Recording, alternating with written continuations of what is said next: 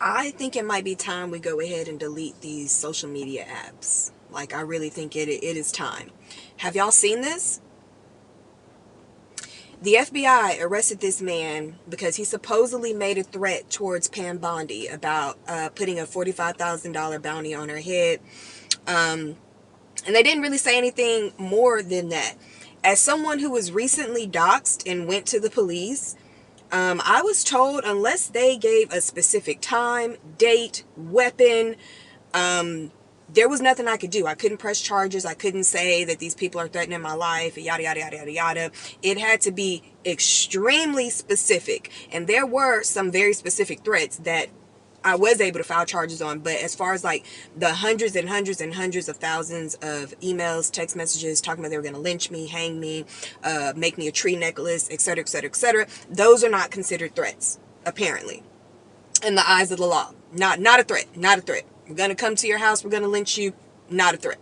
But this man making this statement, and I'm pretty sure it was probably a joke. I'm sure he did not have any means of being able to A, provide this bounty, B, be able to pay it out to anybody who does it. But that doesn't matter anymore. It doesn't fucking matter because we're in the upside down world.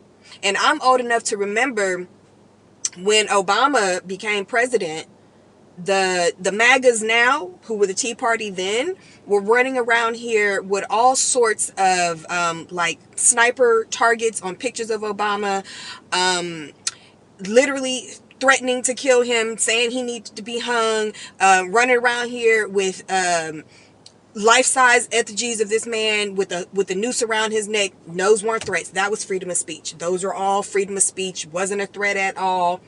And before Trump, and I don't know what the numbers are on Trump, but before Trump, Obama is the president with the most death threats. He was the president who received the most death threats while in office and before he got in office. Okay, legitimate death threats. They was running down on motherfuckers every other week, especially in his first term, because they were making legitimate death threats and how they were going to kill his family and yada, yada, yada, yada, yada. But we're living in a whole new world right now. Y'all need to really be careful about what you say and what you post online. And I'm definitely a freedom of speech bro, whatever the fuck. But this right here, they're going to make an example out of this man. Okay? Who knows how much time he's going to get, but he's going to get a lot of fucking time. And it's going to be in federal prison, which means he has to do day for day. There's no get out of jail early in the feds. There's no such thing as, good behavior and you get, there's no such thing as that. The feds, you're doing every bit. So if they give him 45 years, he's going to do the whole 45. Period. And they're serious about this shit. So you see how they're moving. You see what they're doing. Okay? They're arresting people who look illegal. They're, taking anybody down. Anybody who says anything against this administration, they're doxing you. I know all about that. They are threatening you. They are, threatening to hurt you, harm your family. Anything and everything that they can do.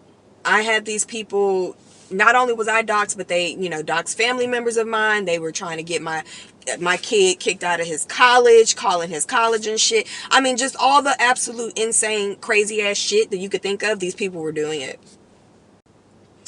And now here we are.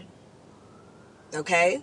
So I understand. I know just last year you were able to say pretty much damn near anything you wanted to online and it was all, fair game. But now you can't. And it's called situational awareness. When a situation changes, you need to change with it.